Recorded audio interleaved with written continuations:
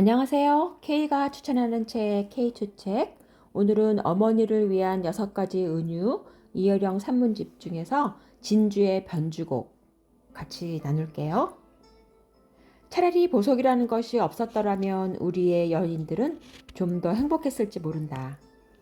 원시의 벌판에서 맨발로 뛰어노는 야만한 여인들처럼 그들은 다만 몇 개의 아름다운 꽃만으로 자신들의 몸을 장식할 수 있었을 것이다. 그들은 불평을 모른다. 지금도 가난한 여인들은 보석이 아니라 꽃으로 목걸이를 만든다. 가슴에 브로치나 손목에 팔찌를 만들 줄 안다. 결코 그 빛과 향기는 하루 이상의 행복을 주지 않을 것이지만 그들의 액세서리에는 생명의 환희 같은 것을 지니고 있다. 그것들은 시들 수 있기 때문에 더욱 귀중한 것이다. 시드는 액세서리야말로 가장 생명적인 사치품이 아니겠는가? 그러나 사람들은 시들지 않는 꽃을 구하려고 한다. 영원히 그들의 머리카락에서, 부풀은 가슴 위에서, 그들의 하얀 목과 손가락 위에서 변색하지 않을 하나의 꽃을 바라고 있다. 그렇기 때문에 사람들은 보석이라는 것을 발견하고 말았다. 보석은 시들지 않은 꽃, 퇴색하지 않는 꽃, 얼어붙어 버린 꽃이다. 하지만 그것은 꽃의 미라에 지나지 않는다. 가짜 보석이 진짜 보석의 이미테이션이라면 진짜 보석은 꽃의 이미테이션에 지나지 않는 가짜 꽃이다.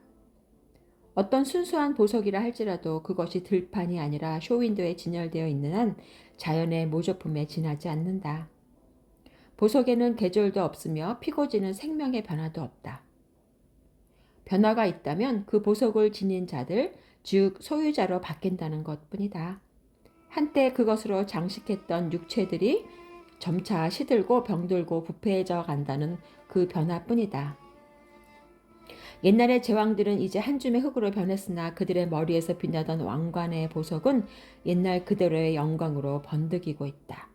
이 죽지 않는 꽃은 인간을 더욱 고독하게 만든다. 보석은 이 지상에서 가장 고독한 우수의 꽃들인 것이다. 보석의 고독, 사파이어에는 영원히 흐릴 수 없는 하늘의 고독이 있고, 루비에는 타오르고 또 타오르지만 아무것도 태울 수 없는 불꽃의 고독이 있고, 토파즈에는 안개 낀 저녁의 어둠, 더 짙어질 수도 없고 더 밝아질 수도 없는 박명의 어둠이 지닌 고독이 있다. 다이아몬드는 이슬처럼 번득이지만 거기에는 영원한 아침이 있을 뿐이다. 시간에서 소외돼 버린 이 꽃들의 순수성이야말로 보석들의 고독이다. 그러나 그것들과는 다른 생명적인 하나의 보석에 대해서 나는 말하고 싶다. 나는 다이아몬드가 탄소의 동이체라는 사실을 알고 얼마나 절망했는지 모른다. 어떤 아침 이슬보다도 더 찬란하고 어떤 백합보다도 순결한 그 다이아몬드가 하나의 숯에 지나지 않는다는 사실은 분명 서글픈 아이러니가 아닐 수 없다. 그처럼 귀족적인 다이아몬드의 고향이 실은 천하고 더럽고 검정에 지나지 않는다는 사실에서 우리는 무엇을 연상할 수 있을 것인가?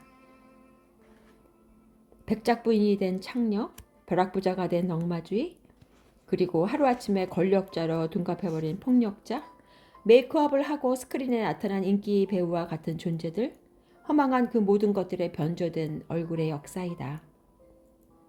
그러나 진주의 과거는 우리를 신비한 생명의 세계로 이끌어간다. 한 알의 진주 속에는 생명의 병과 그리고 그 투쟁, 그 아픔의 결정이 숨어있기 때문이다. 누구나가 다 알고 있듯이 진주는 병든 굴과 조개에서 생겨난다. 트레마토드라는 작은 열대성 흡충류나 그 밖에 어떤 이분자들이 굴과 조개의 체내로 침입해 들어왔을 때 그것들은 그 병을 막기 위해 분비물을 배출하는 것이다. 생명을 지키기 위한 그 싸움 속에서, 그 아픔 속에서, 그 부패 속에서 도리어 번득이는 하나의 영원한 진주알이 결정된다. 그렇다. 진주는 돌이 아니다. 죽어버린 그 돌의 광채가 아니라 그것의 고향은 하나의 생명이었다. 그리고 생명의 병이 아름다운 광채로 변신되어 버린 기적이다. 병든 생명 없이 진주는 탄생되지 않는다.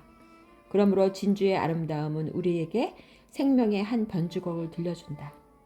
어떻게 해서 병든 생명이나 그 고통을 하나의 광채의 덩어리로 만들 수 있는가 하는 그 결정작용의 비밀을 침묵의 언어로 속삭인다. 우리들도 지금 어느 깊숙한 생애의 물결 속에서 트레마도드 생명의 체내로 침입해 들어오는 온갖 고뇌의 벌레들인 그 트레마도드와 싸우고 있다. 이 불행을, 이 비극을, 이 두려운 침입을 없이 우리는 어떻게 생의 진주를 얻을 수 있겠는가? 마치 한 개의 조개처럼 진주층의 분비물로 그 고뇌의 침입자들을 포위해버릴 수 있을 때만이 우리들의 불행한 생명들도 하나의 결정작용을 이루는 것이다. 그리고 생의 아픔과 그 부패가 진주와 같은 영롱한 빛을 띠는 창조의 비밀을 가르쳐준다. 생명의 병든 빛이 진주의 광채로 빛나게 되는 그런 기적인 것이다. 그러기에 진주는 눈물이다. 서양의 신화나 동양의 전설에서 한결같이 진주는 눈물과 깊은 관계를 맺는 보석으로 그려져 있다. 북구 신화를 보면 진주는 여신 프리크의 눈물이 결정된 것이라고 전한다. 프리크 여신은 사랑하는 아들 발다를 잃었다. 로키의 흉계로 불의의 죽음을 당한 발다의 영혼을 다시 부활시키기 위해서 비탄에 젖은 프리크는 죽음의 여신 헤라를 찾아간다. 사랑하는 아들의 생명을 돌려달라고 프리크는 눈물을 흘리며 애원한다. 헤라는 지상의 모든 것들이 하나도 빠짐없이 발다의 죽음을 위해 모두 눈물을 흘린다면, 통곡을 한다면 다시 그의 생명도 돌려주겠다고 약속했다. 그래서 신도 인간도 산천의 온갖 초목들도 모두 그의 죽음을 위해서 울었다고 했다. 그러나 단 한 사람, 요뇨 도쿠만이 울지 않았다. 그 때문에 발다는 소생할 수 있는 그 기회를 영원히 놓치고 말았다. 우리는 그것을 상상할 수가 있다. 사랑하는 자식의 생명을 위해 프리크가 흘린 그 눈물이 얼마나 뜨겁고 순결했을까를. 끝없이 흐르는 그 눈물은 지상의 온갖 것이 흘렸던 모든 눈물방울보다도 더 크고 깊었을 것이다. 그리고 죽은 영혼을 불러 일깨우는 그 지순한 눈물방울이 어떻게 진주가 되지 않을 수 있었겠는가. 그대가 오늘까지 흘려온 눈물은 번득이는 진주가 되어 다시 돌아오리라 라고 말한 에드워드 4세의 말처럼 발다의 영혼이 다시 소생하지 않았다면 그 눈물이라도 진주가 되어 돌아왔을 것이다. 중국의 전설도 진주는 눈물이었다. 남해의 교인이라는 인어가 살고 있었는데 그는 달이나 별이 밝은 밤에는 해안에 서서 자기의 서러운 신세를 울었다고 한다. 인어가 울 때마다 그 눈에는 맑고 고운 눈물이 바닷속으로 굴러 떨어졌다고 한다. 우리는 그 인어의 슬픔이 무엇이었는지 알 수가 없다. 그러나 진주의 눈물을 흘릴 수 있는 그러한 슬픔이라면, 그리고 한밤중에 해안에 홀로 서서 눈물을 흘려야만 했던 그러한 슬픔이라면 그것이 얼마나 순수하고 아름답기까지 한 처절한 비탄이었는가를 짐작할 수가 있다.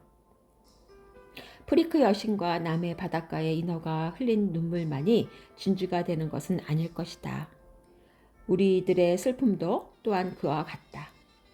순수한 비탄은 그 눈물은 진주처럼 아름답게 결정될 것이다. 비극의 순화, 눈물의 전신, 이렇게 해서 생의 보석은 결정된다.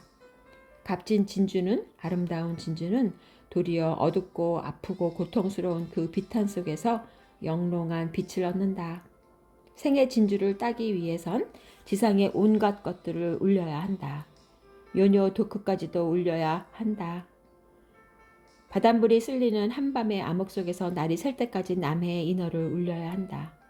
비극을 피하는 것은 그 비극 속에서 눈을 돌리고 그냥 도망치는 것이 아니라 도리어 그것을 눈물로 씻어 없애는 일이다. 신도, 인간도, 온갖 초목도 프리크 여신처럼 진주알이 되는 그런 눈물을 흘릴 수만 있다면 죽은 자의 모든 영혼들이 우리들 곁으로 돌아올 것이다. 네, K가 추천하는 책, K2책, 오늘 진주의 변주곡을 들으면서 결국은 이것도 어머니의 마음이네요.